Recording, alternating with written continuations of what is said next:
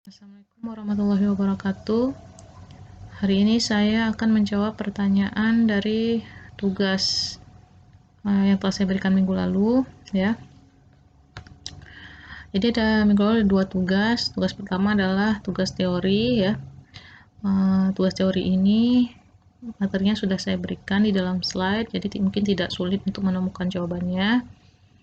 Dan selanjutnya adalah tugas konversi. Nah, tugas konversi ini kalian sudah pernah dapat di mata kuliah di semester yang lalu, tapi pada mata kuliah ini konversi bilangan itu masih dipakai, ya, masih penting, masih dipakai, makanya saya mengulang kembali untuk tugas konversi ini. Jadi mungkin ada beberapa perbedaan cara dalam mengkonversi. Anda bisa memilih cara mana yang kira-kira paling mudah untuk Anda, ya. Oke, saya akan mulai untuk menjawab soal teori dulu. Soal pertama, sebutkan dan jelaskan karakteristik yang perlu diketahui pada suatu mikroprosesor. Jadi di sini sudah ada jawabannya.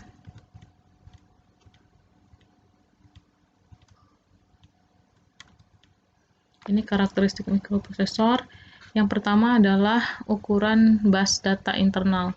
Jadi bus itu adalah saluran, sama aja, bus itu artinya saluran. Jadi maksudnya bus di sini adalah ukuran saluran data. Jadi di tempat data keluar dialirkan dalam suatu perangkat. Jadi kan ada saluran, ya, atau jalan di mana data itu dikirim atau diterima oleh perangkat. Jadi ukuran bus data internal adalah ukuran saluran tersebut. Jadi semakin besar ukuran bus data di internal itu maksudnya di dalam mikroprosesor, maka semakin cepat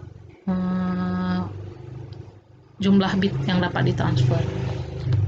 Selanjutnya adalah ukuran bus data eksternal. Nah, ini berarti yang saluran data yang digunakan untuk mentransfer data yang ada di dalam ke luar mikroprosesor.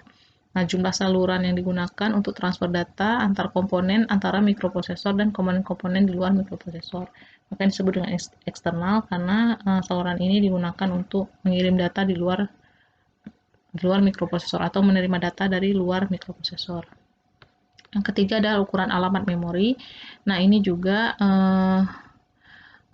pengalamatan. Jadi semakin besar ukuran alamat memori, maka semakin banyak memori atau semakin besar memori yang dapat menyimpan data, ya. Selanjutnya kecepatan clock. Kecepatan clock ini kecepatan atau rate atau kecepatan clock fungsinya adalah di sini untuk menuntun kerja mikroprosesor. Jadi semakin cepat speed clock-nya itu, maka semakin cepat juga data yang dapat ditransfer. Misalnya speed clock-nya 100 megabit per second, artinya ada 1000 megabit data yang dapat ditransfer dalam waktu 1 second. Itu maksudnya, itu kecepatan clock. Selanjutnya adalah fitur-fitur spesial. Ini fitur khusus yang dapat mendukung aplikasi tertentu. Jadi beda tipe mikroprosesor, maka banyak fitur-fitur yang mungkin menjadi tambahan di dalam mikroprosesor itu. Itu juga menjadi pertimbangan orang memilih tipe mikroprosesor yang mana yang mau digunakan. Nah, jadi ada 5 karakteristik mikroprosesor yang penting yang harus kita perhatikan apabila kita memilih atau ingin menggunakan suatu mikroprosesor tipe tertentu. Pertanyaan selanjutnya adalah sebutkan dan jelaskan interkoneksi pada sistem bus. Di sini juga ada. Nah, interkoneksi sistem bus ini ada data bus, saluran untuk mengirim dan menerima data, address bus, bertugas mentransfer alamat memori yang akan digunakan. Terus control bus itu mentransfer sinyal urutan dan sinkronisasi. Jadi control bus ini intinya adalah untuk mengontrol data yang keluar dan masuk ke mikroprosesor. Selanjutnya adalah power supply atau catu daya. Ini adalah sistem bus. Terus yang ketiga, sebutkan fungsi-fungsi register yang terdapat pada mikroprosesor. Nah, register juga ada di sini, ya. Jadi ada register counter, ya, program counter. Fungsinya menunjuk pointer dari program dan mengikuti instruksi yang sedang dan akan dikerjakan. Jadi program counter itu penunjuk program, jadi program mana yang mau dikerjakan, nah itu akan akan dihitung oleh program counter. Jadi program counter itu penghitung program. Stack pointer itu sebagai penunjuk lokasi alamat memori, ya. Terus register umum fungsinya adalah untuk menyimpan data dengan ukuran data 8 bit. Itu register umum, contohnya adalah register B, register C, register D, register E, register H, register L. Dan ada juga register M atau register memori.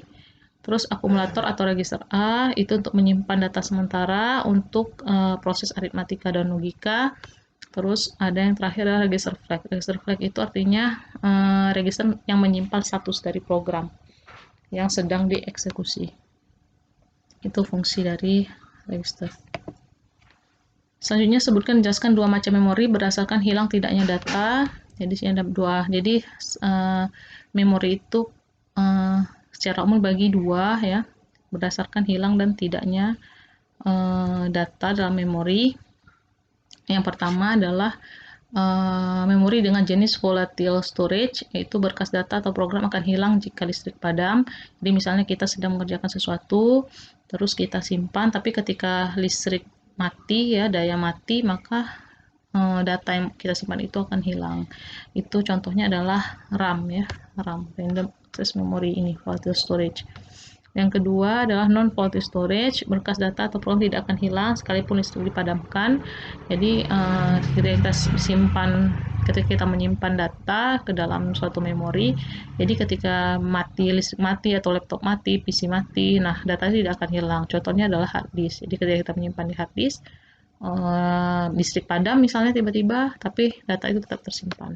Itu dia, ada dua macam memori. Terus yang terakhir adalah sebutkan jelaskan tipe lain dari ROM. Jadi ada tipe ROM itu ada beberapa tipe, yang ini ya. ROM itu kan read only memory, artinya memori yang hanya dapat dibaca. Nah, jadi selain hanya dapat dibaca juga ada tipe-tipe ROM yang bisa menulis. Contohnya adalah PROM, EPROM, dan EEPROM.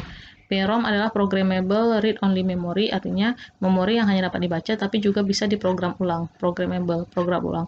Hanya saja memori itu hanya diprogram sebanyak satu kali tok, dia hanya diprogram, selanjutnya tidak bisa diprogram lagi.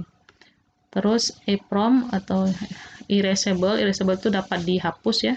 Erasable programmable read only memory, artinya memori yang dapat dibaca, dapat diprogram ulang, dan dapat dihapus.